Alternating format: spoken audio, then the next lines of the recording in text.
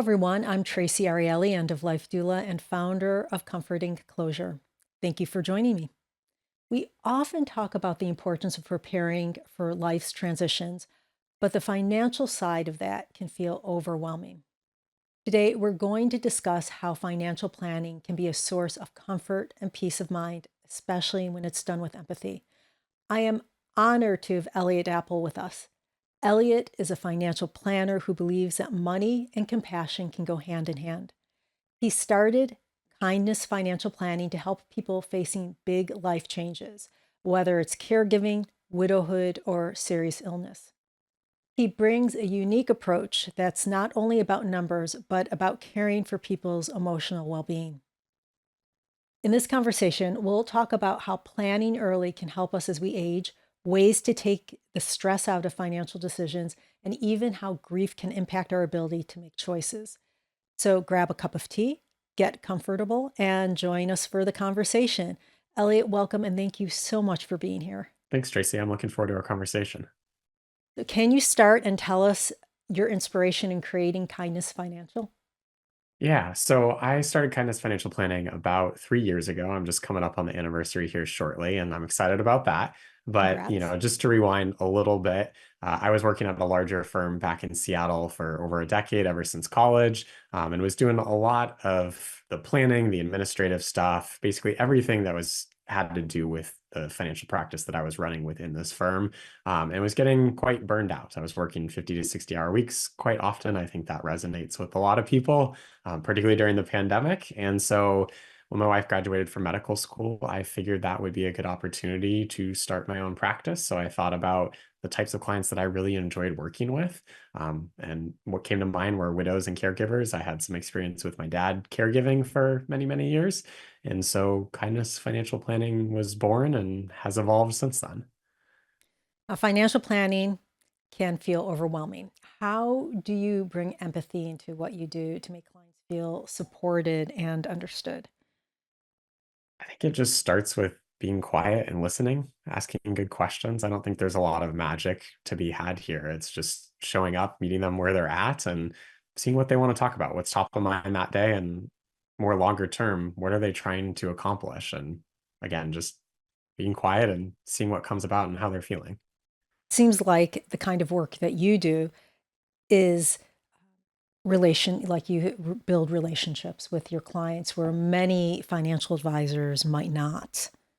Yeah, and it's really cool when people discover what I would call real financial planning is, and they start to see the value that it's just not investments and not numbers, but how do we connect your money to living your ideal life, whatever that is. And that could be after loss, that could be many years after loss. It just, I mean, how often do we get the chance to actually connect our money to an ideal life and actually think about that consciously and plan for it? Many people feel paralyzed by financial decisions, myself included. I'm glad I have my husband here who usually weighs in and makes those decisions, but it's really difficult for most people. What advice do you offer to help them move past that fear?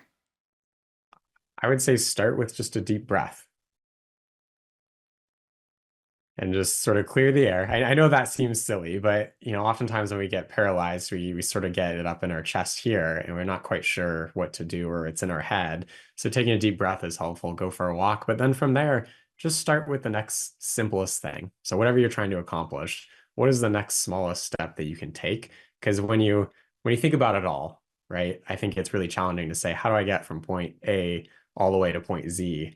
Whereas if we just say, hey, what's the next good point B to get to the end of this in doing that, right? If you want to save more, what's the first step to do that?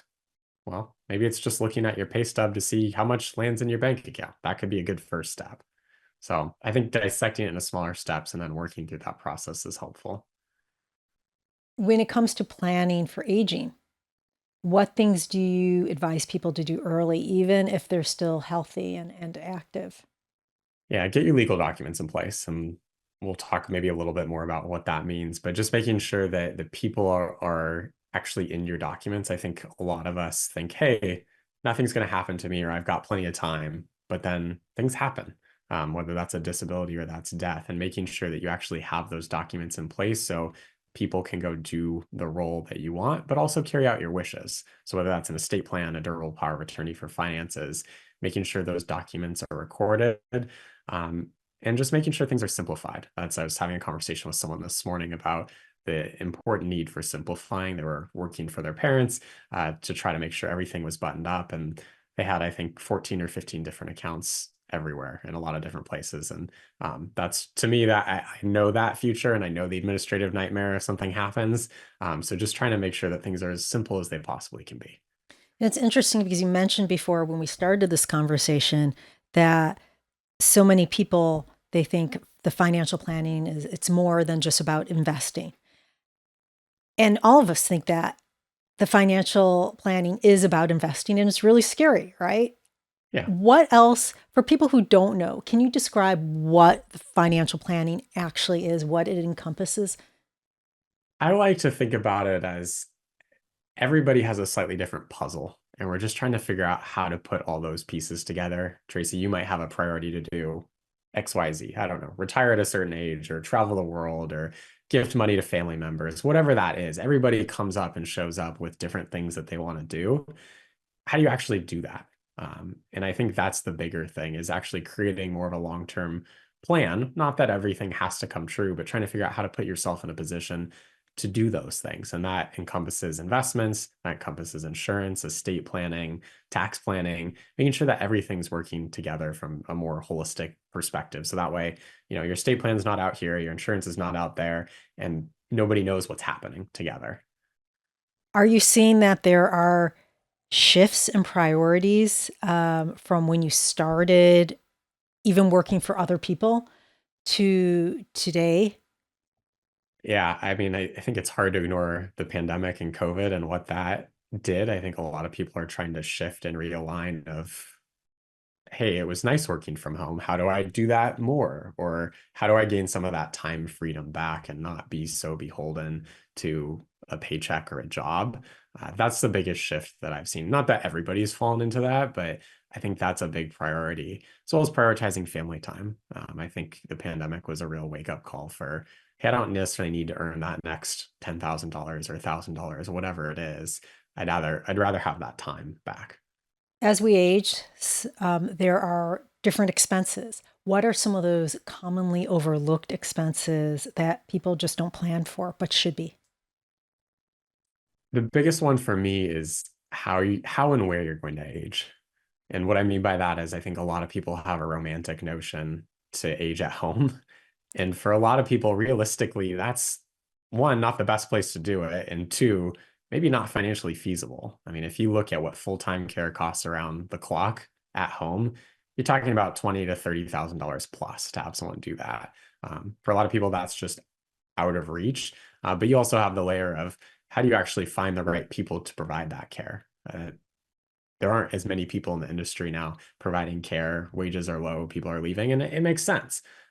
It's not real rewarding work for a lot of people. And so um, I think just thinking carefully about how you're going to age, what that looks like, whether that's in a facility, at home for a certain amount of time, a continuing care place with family members. There's a lot of different options, but just taking into fact those considerations for what that would cost financially and what sort of support you have, right? Family may be willing to do a certain amount of that, but at a certain point, they may not want to do that anymore. And in terms of caregiving, if people giving up careers, what does that mean for them? So there's a ton of things that happen financially. There's modifications to homes, making sure documents are in place, making sure that you have the technology in place, or people running errands for you. A lot of considerations there.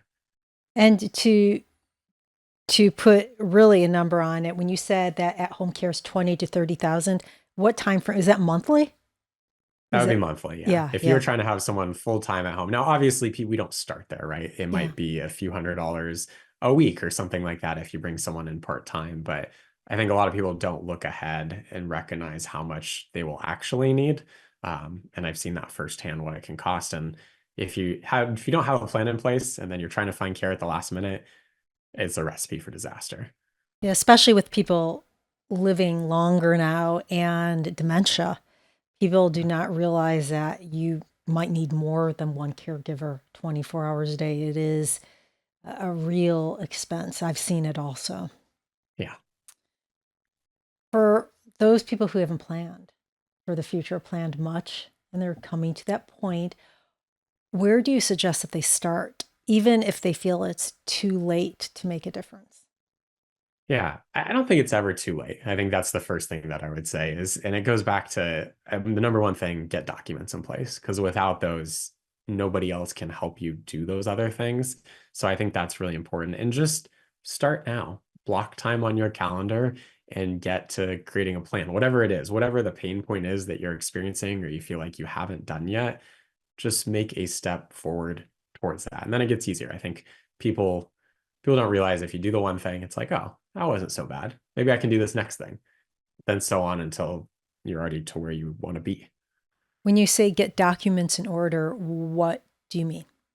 Yeah. So estate planning. So under that umbrella, will or trust, DPA for finances, DPA for healthcare, and advanced directives. Those are the major ones that, what happens to your stuff if you die? Who can take over if you're unable to make financial decisions for yourself, and or who can make decisions healthcare wise if you're unable to make those decisions and exactly what you want to have done. I think a lot of people go without those, and it's very expensive later on and time consuming for whoever picks up those pieces to sort that out. And it's not a I don't want to say it's not a hard thing to do, because it is a hard thing to do at times, but I always hear there's such a relief once people get it done. And it wasn't as bad as people anticipated. It's going to take some time. It's going to take some money working with an attorney to do that. But it's such a gift to yourself and to those who are going to essentially pick up the pieces if you don't do that. So I think that's really important. I would also include, oftentimes they call it an in case of emergency binder or ICE binder. It's called different things, but essentially roadmap to your life. Where are your accounts? What are your passwords? Where's title to your house, title to your car? Just give them a roadmap that if you are not there, how would they operate your life? Kind of an instruction manual, if you will. That's been super helpful for people. That way they're not, going through a dresser back there or whatever to their bookshelf to say, hey, what do they have? Trying to search through all their email accounts. I've seen that way of doing it. It's not great. Yeah, I've seen it also, and I've talked to people, and they say it takes months, to close out credit card. Why didn't they just give me their password and their username and make it a lot easier? It is very time consuming, very time Yeah. consuming. So that's a very great idea. How do you feel about things like long-term health care? Can those help, especially with assisted living or other uh, bills that will be coming up? Yeah, so long-term care insurance can be helpful. I'm going to say I'm a very neutral party when it comes to this, just because I find in my experience, people are really for it or really against it based on their own experiences. That's been my experience. Um, I will say the biggest benefit to that I see is people bring in care sooner. And that I wouldn't discount that. And what I mean by that is, let's say you have a married couple. Oftentimes, and let's be stereotypical here just for a second. Let's say the man is sick. We're just going to use that sort of example here. Woman's trying to provide care, and she does for as long as she possibly can. And usually, what I see is the woman has a decline in health, mentally, physically, spiritually. Uh, Everything, right? Because they're trying to provide care, they get depressed. They may start to have their own health issues at some point, in which case they're both forced to get care at that point. Someone who has long-term care insurance, what I usually see, because they're trying to get benefits as soon as possible out of this policy, is they hire someone. And that woman has a better quality of life at that point. So for me, it's the finances are important in that, but that's the biggest benefit I see to long-term care insurance. For some people, it doesn't make sense. For some people, it does. It's a very individualized choice. But I think the one thing I'll say is it's worth exploring. It's worth having the conversation, looking at the benefits, looking at the cost to say, yes, that's worthwhile, or no, it's not. Yeah, I've told clients that who are in the financial situation where they can afford caregivers. I've said you could either be a wife or a caregiver. It's very difficult to be both, and your Yeah. husband needs a wife. Hire the caregiver. Yeah. Yeah. It's similar stuff for me. I always say I'd rather you coordinate the care than be trying to provide the care. That's a much easier role. It is, and it's so stressful being a caregiver. Really, it is a lot to handle. Yeah. What advice do you have for people as far as helping them decide when it might be time to consider pre-planning, like setting up trust, wills?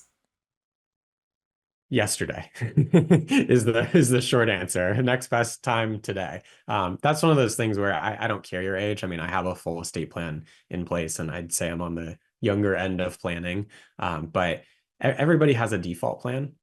It's whatever the state default plan is. And I find in my experience, most people don't want the default plan from the state. They want to dictate a little more carefully of who gets their assets, in what order, under what circumstances, or who can make what decisions. So I always say now is a good choice. With a few exceptions, maybe if there's a big life change or something like that. But if you have nothing in place, I think something's better than nothing. I find it so unfortunate that in our society we do not talk about these things. We just don't. Parents, either they're not doing these things themselves or they want to shelter their kids from it. They're teenagers. And to me, I think that as a teenager, I was really lucky. My parents talked to me about this stuff as a Yeah. teenager. When do you think is a good time to talk to your kids, to talk to, to make sure that they have that knowledge also? Yeah, I mean, I think money conversations are a natural thing anywhere from elementary school up and beyond. It's just it's going to take a different form, right? And I'm not a parent, so I'm not the best person to answer this question, but I think having conversations around money to give them some responsibility or hey, we have this in place and here's why.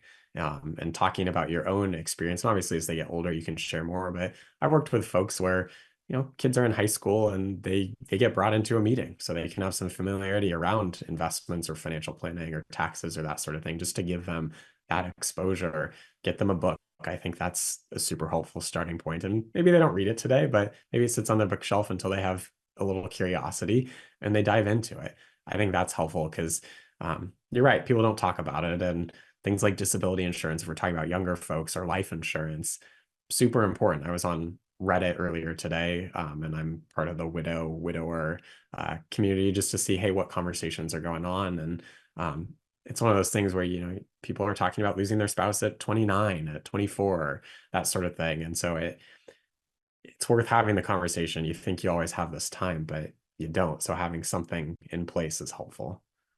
What are some of the most common financial challenges families encounter when navigating a loved one's terminal illness or end of life care?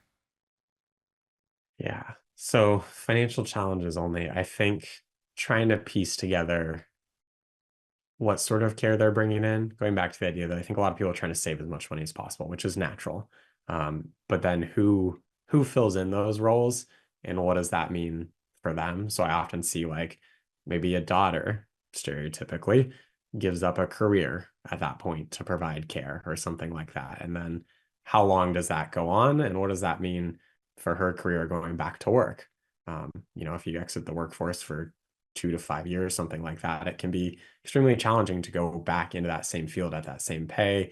What are your lost 401k contributions? What sort of disability insurance do you have? What do you have for life? And like, how do you plug all those different holes? So I think it's uh, trying to figure out what sort of care you have and how you're going to get that, and what's the best way to do that, and in what setting. And fortunately, there's no right or wrong answer. We don't do a great job in this country of making sure that people can get care because a lot of people think, oh, my health insurance will cover it or Medicare will. And it's just there are very few things that they will actually cover. And it tends to be, sort of a rehab after a hospital stay tends to be the stereotypical thing. And even that can be limited itself. So just being familiar with the costs and knowing that it's expensive and how you're going to do that and where family's going to fit into that picture. I think on your site you mentioned widow brain. Yeah. Um, People aren't familiar with that term. I know I never heard of it before I read about it on your site. Can you explain to people what that is and how grief impacts a person's mental clarity? Yeah, so widow brain or brain fog, often used interchangeably. I would just think about this as fuzziness or fogginess that occurs in grief, where your brain's not really functioning in the same way that it was previously. So, a really simple example, maybe you paid all the bills before and you did that just fine. You lose a spouse, all of a sudden you can't pay bills and you just cannot explain why. It just, for whatever reason, you can't pay them. I think about that as widow brain, all the things that you thought you could do and you could do, you just can't do them anymore. And it takes time and it depends for everybody how they handle that grief. But in my experience, it becomes really hard to prioritize things and make a list and get them done. So oftentimes when I'm working with widows, it's pick one thing and just get that one thing done. That's all you got to focus on. Don't bother trying to do two, something like that. And have a journal or an accountability partner, whether that's a financial planner like myself, a friend, a family member, just to make sure that someone's alongside you while you're doing that. Because again, your brain's literally not functioning in the same way. Keep that in mind. It's not you. It's not, because I think a lot of people feel guilty sometimes around that. But it's normal. It's a processing of emotions. Yeah, they show that grief actually affects the brain itself, the shape of the brain, like it makes changes in your brain.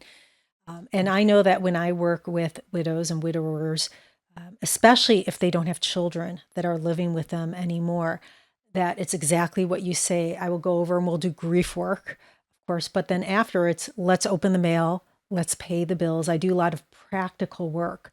Let's go to the Social Security Administration. I even open up their fridges, and many times there's nothing in there, Yeah. especially when they don't have children, as I said, living at home. So, okay, let's order food. Let's go to the grocery store. It is a day to day, and this could last months. It could last a year. It is really difficult, and people don't understand it. They're like, I don't know what's happening. Is this ADHD?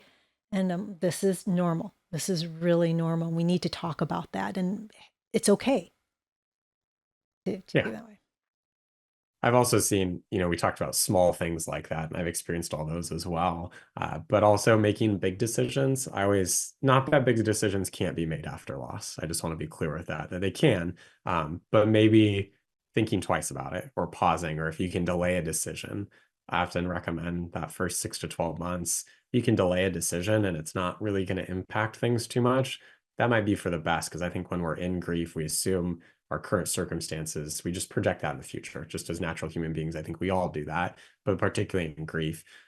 So I think delaying decisions when you can is important. What are some of the common financial decisions that people struggle with after a loss? You just said that there are some where you're going to try to put it out as long as possible, but what are some that they can't, that they have to do, and how can they navigate them? Yeah, I think the biggest one is sell or keep the house. That's a natural one that often comes up. Hey, you've lived in a house for a long time. Sometimes you've lost a spouse. Do I want to continue living here? Do I want these memories? Financially, doesn't make sense to keep it. There's a lot of things that go there. And so I usually suggest waiting on that unless it's like a clear-cut picture. Hey, you can't afford the house, or I'm definitely never going to be able to live there because maybe they died there. Just, different examples there. But I think delaying that, and then people who inherit money, like, what are you going to do with the inheritance? Do you pay down debt? Do you invest that? Do you splurge on something? Do you do all of the above? A lot of different options there. And then just grief around inheritance. I mean, I know I inherited a little bit of money from my dad, not a life-changing amount by any measure, but even that was like, huh, this feels weird. And I work around money on a daily basis. I talk about money all the time. I've counseled people about inheritances and all that. A lot of people want to keep a separate bucket just because they want to sort of isolate that money that's different from what they've earned. Even for myself, I was like, oh, I get it now. And I think it's different when you live it. And I understood it more. I still was able to finally make a decision around it, but I was conscious of the feelings that I was feeling around it. Um, and then what do you do with inherited accounts? Whether that's a annuity, an IRA, specific stock, like maybe they owned a specific stock for a while and you have an emotional attachment to it. I've seen that in the past. Do you want to keep it? Does that make sense in your financial picture? Um, those are the common financial decisions that I see around money. Do you have any suggestions for people who, either parents or kids, post mom or dad passing away, as far as getting along, playing fair um, after the person, as I said, passes away, or when the parent is trying to figure out how do I divide? How do I do this so I don't hurt child? Yeah. I thankfully, I think families tend to just err on an even split. I'm assuming that's what you're talking about. Yeah. Like if there's two kids, it's usually 50-50. If there's three kids, one third to each. Where you see people go outside of that, and I think there's good reason for that, is if they've sort of prepaid an inheritance in a way, like, hey, I helped child A with a down payment, but child B and child C, I haven't. So say that was $100,000. Child A is going to get $100,000 less than the others. I've seen that sort of thing, and people true it up that way. Or if there's any sort of special needs, that sort of thing. Oftentimes, maybe a trust is funded for a special needs trust, and more money is going to go in there if another child is sufficiently independent or is planning to be at some point. But I think the starting point is equal, and I don't think that's a bad place to start unless there's a certain reason to go outside of that realm. Are there any resources like online resources that you could recommend that people can find more information, a little more information, maybe create some awareness? Yeah. And when you say online resources, what are you thinking of? Either there are sometimes national, national organizations or even sites that go into detail about some steps that you should take to make sure you're everything, you have everything uh, neat and tidy, or even books. And even your Yeah. site is an example. Tell us, Yeah, I mean, personal bias plug here. My site, kindnessfp.com/blog. I've got a lot of great resources about aging, caregiving, life transitions, that sort of thing that will help spark sort of like what should I be thinking about? Um, I guess one thing that I would shy away from in terms of creating a estate plan, I know a lot of people get tempted to do online templates, and that can work in I would say very limited circumstances. I'd encourage you to work with a local attorney who knows your state and your situation in more detail so they can custom create this document. Because in my experience, if you don't have conversations around it, you don't know the types of things that you should be thinking about. And that's really where the value is. It's not saying, hey, I have an estate plan now and having no idea what it says. And that happens plenty. And unfortunately, that's the case that particularly with estate plans, whether that's a will or a DPOI, until you actually go to use it, you don't really know what's going to happen with that. So that's where I would almost be anti-online resource for that. Go read about it. Go read about, what does a will or a trust do? What are the differences? There's great resources online. I'll even mention Reddit sometimes.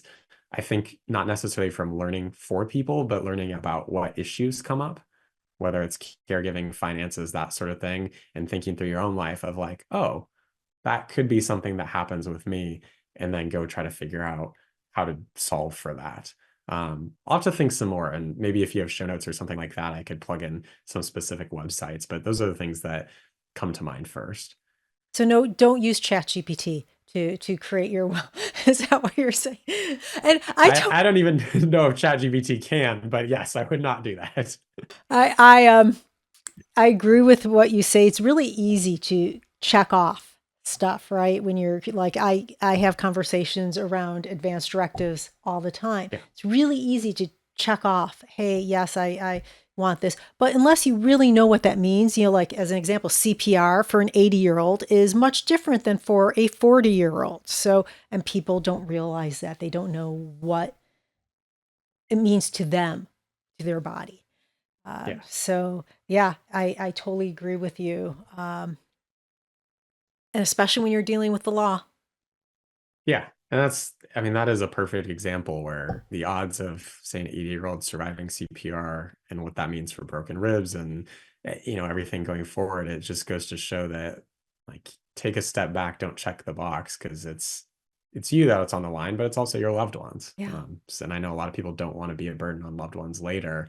And so recognizing it's going to cost some money, but I guarantee it's going to cost more money to undo mistakes. I guess I can't guarantee anything, but I would almost say in most circumstances, you're going to spend more money undoing a problem from sort of a sloppy or a lazy estate plan than just spending the money up front and the time up front to do it. And make sure that person is with you the entire time. So, just don't have a lawyer or an attorney create your estate plan and then that's all they do. They don't, litigate because that might Yeah. happen.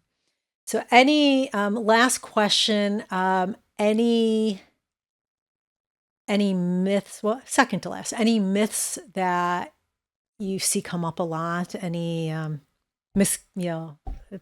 things that people assume? Things that come up a lot. Sometimes people, and again, going back to the estate plan, I know we keep going back here, but it's just such an important thing because we're talking about death, and oftentimes this is where errors come up. A lot of times people don't understand how a will or a trust functions versus beneficiaries, either on a retirement account or a bank account or a transfer on death deed for the title of their house.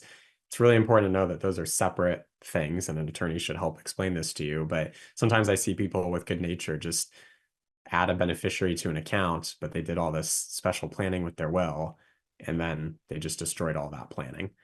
So I think making sure going back to this idea of understanding how those two work in tandem.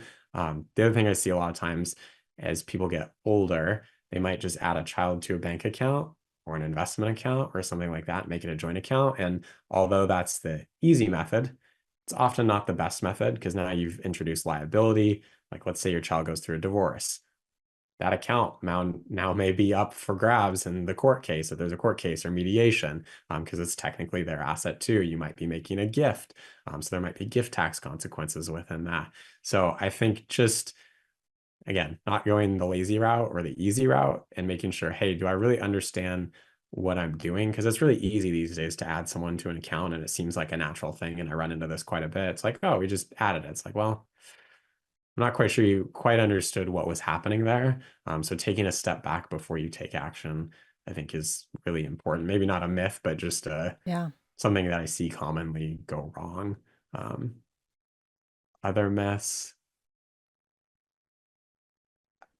we talked about it, but I think like, hey, someone's going to pay for long-term care. I think Hmm. that's the other thing. People just assume, hey, like there's resources available, or hospice, right? I think that's the biggest thing. And my mind was also opened here, and I knew this somewhat going in. It's like, oh, hospice, like you go on hospice and everything's kind of just taken care of. Like it's good. They're in good hands there, but it's really not. In my experience, at least, hospice limited resources were very limited, and they were very reluctant to do anything until they thought he was like actually physically dying. And my dad went on hospice and died within like a week. It's just they didn't think he was going to die that quickly. And so recognizing that hospice is not the, I don't know, golden platter or whatever it is, like you're still probably going to need caregivers, or you yourself are going to be able to do a lot of the work. That's what comes to mind for me. Do you see a lot of changes in the law, like ongoing, just because laws change, politics, world events? Do you always have to keep on top of these changes? Um, it depends on what realm of planning we're talking about, right? Within healthcare and those sort of legal documents, there's been fewer changes recently. When it comes to taxes, yes, that's an ongoing thing. And with the recent election, that's going to open up a new, different world of possibilities than maybe we were originally planning for. So taxes, investments, that sort of thing, yes. Estate planning documents, they tend to be very state specific, and oftentimes you don't have a ton of legislation around that, and probably for good reason, right? We don't want that sort of thing being constantly updated to be able to stay on top of. I was also, the other thing I was going to say, going back to the question of um, like things people don't really perceive or think about. We've talked about durable power of attorneys, but we haven't really talked about the difference between one that's effective immediately and a springing durable power of attorney when it comes to finances. And I think that's worth a conversation when it comes to planning, because a lot of people like the idea of a springing one where someone can't take over your finances and help you with them until, typically the way it's written, two doctors certify that you're incompetent, for lack of better language. Whereas effective immediately, they can help at any point. People like the idea of the springing because it's like, oh, someone doesn't have any control until, really I'm out of it. In my experience, though, in the legal world, that's really easy to write on a piece of paper. In the real practical world, it's very hard, in my experience, to get doctors to declare someone incompetent. It's not like a bright line. I think a lot of people think, oh, I have a stroke, I'm in a hospital bed, I can't do anything, I want someone to help. But oftentimes with cognitive impairment, there's a spectrum, right, of being able to lose your memory and not be able to function quite as well. And that's where I think there's a lot of issues with the springing document when I've talked to people and they don't quite recognize that. They have one of those documents, they're like, oh, yeah, that doesn't sound real great. So the last question, three different kind of age ranges or people, people who are in their 20s, people 30s and 40s, and then people 50 and above. What is the first thing that each one of those groups you'd recommend for each one of those groups to do? Yeah. Oof, that's a big question. Sorry. And I know there's like 100 different situations, but just in general, a person hasn't come to you and they're kind of just like starting to look into doing something. Yeah, I think and I'm already forgetting the 20 to 30, 40 to 50, and 50 and above. Are those the ages ranges? Well, 20, 30, if 20 is the first one, then 30 to, we'll say 30 to 50, and then 50 and above. Okay.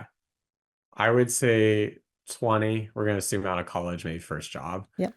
Review those employee benefits, understand what actually is going on. Like, what is your health insurance? Is a high deductible health plan better? Is the normal plan? Do you have an HSA eligible for that? How do you get enrolled in your employer's either 401k, 403b, 457 plan, whatever you're doing, and understand the power of compounding. And you said one thing, but I'm going to list a couple just because. That's fine. There's That's too many, great. I love it. there's too many important things. But I think it really starts with the employee benefits, taking advantage of that, building good, repeatable, automatic things.